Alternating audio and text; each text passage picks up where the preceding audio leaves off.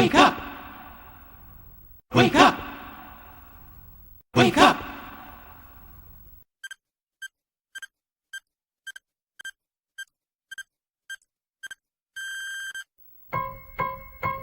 Wake up, wake up, it's time to rise and sing the praise of Jesus. Hallelujah, hallelujah. It's time to rise, to sing, to shout, to bring him all your heart. He'll do the bigger part, if you will only make a start.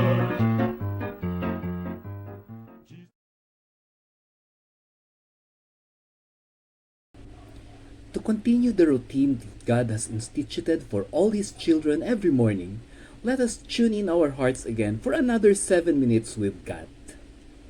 Once again, this is Brother Noy Gonzaga, and this is your daily inspirational devotional, the 7 Minutes with God. Have you had the chance to be asked for help by other people, and that these people you have helped actually are not helping themselves, but rather end up parasitic to the help that you offer? Well, this led me to analyze the mendicancy law that we have in the Philippines, which is Presidential Decree 1563, which includes the provision that prohibits the public from extending assistance, particularly monetary, to mendicants in an aim to stop encouraging them from mastering this kind of living in the streets. Well, mendicancy law is about not giving any financial help to people who are asking from the streets.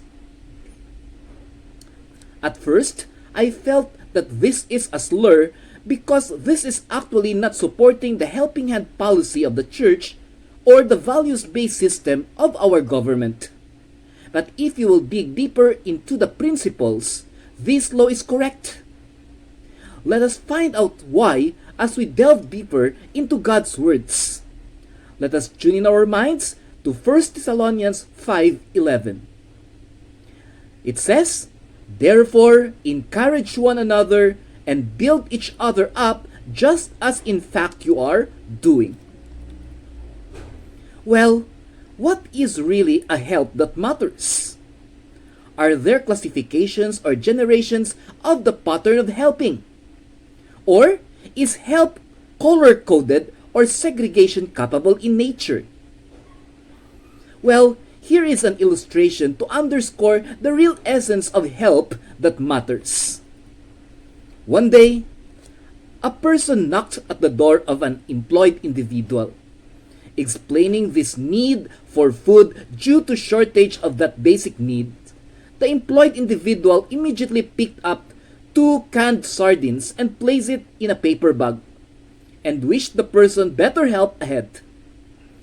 2 days later, the same person knocked at the employed individual's door for the same purpose, and again, there was the unquestioned effort to help, which again is in a form of 2 canned sardines. This became habitual as the person asking for help scheduled the asking of help every other day to that employed individual's house. This became a cause of concern, and after 2 weeks, the employed individual purportedly take a days off from work and waited for that knock from the sardines receiver. To the amazement of the person asking, the employed individual is not on his frequent office attire but on a casual clothing, and he asked the person asking for this help to go with him on a trip. While they were riding the vehicle of the employed individual, casual stories and pleasantries were part of the conversation until the point wherein they reached a lake. The employed individual then said, "It's time to teach you how to fish so that you will not be tired of going to my house every day for the sardines in the can. After this day, you will already know how to fish for yourself so that you will become independent and knowledgeable in life." Yes, dear friends, sometimes if we do not meticulously examine the help we give, at times it is more of not helping the person, it is even more of destroying the person, or it is more of letting the person pity their own selves, for parasitism and commensalism are both destructive relationships.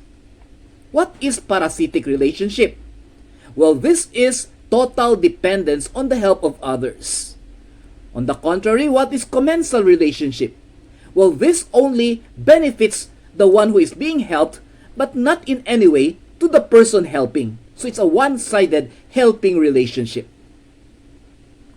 The help that matters is the kind of help that the helper and the helped have in different ways benefited from this situation. Thus, this is called mutual help, a kind of help that God really advocates. How?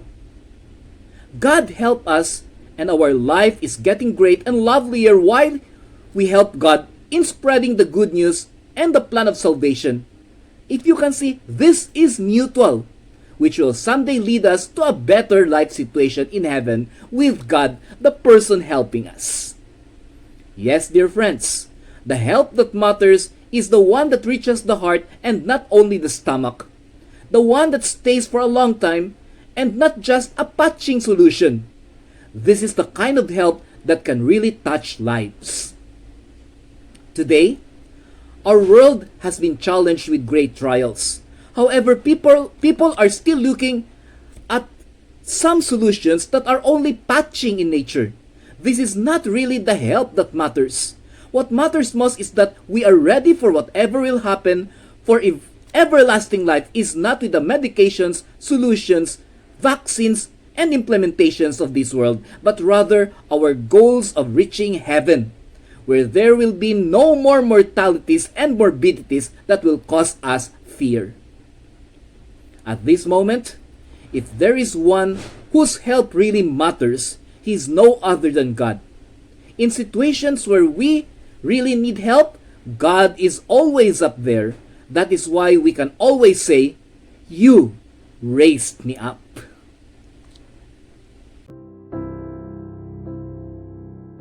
When I am down and oh my soul so weary, when troubles come and my heart burden be, then I am still and wait here in the silence.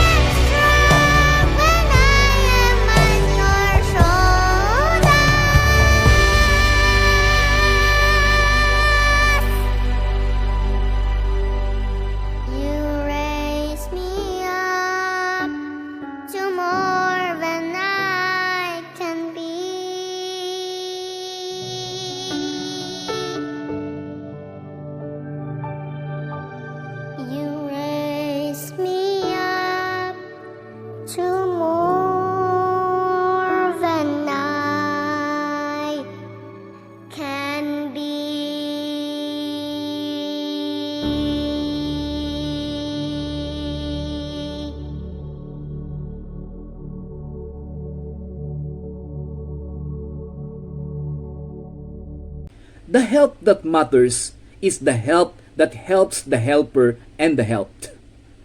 God knows how to help us by not making us parasites and commensals, but rather He wants us to become His mutual partners in the continuing effort to tell the world of His soon return. Friends, this is again your 7 minutes with God. Have a great helping day to all, for we all matter to God. Wake up, wake up. It's time to rise and sing the praise of Jesus. Hallelujah, hallelujah. It's time to rise, to sing, to shout, to bring. Wake up! Wake up!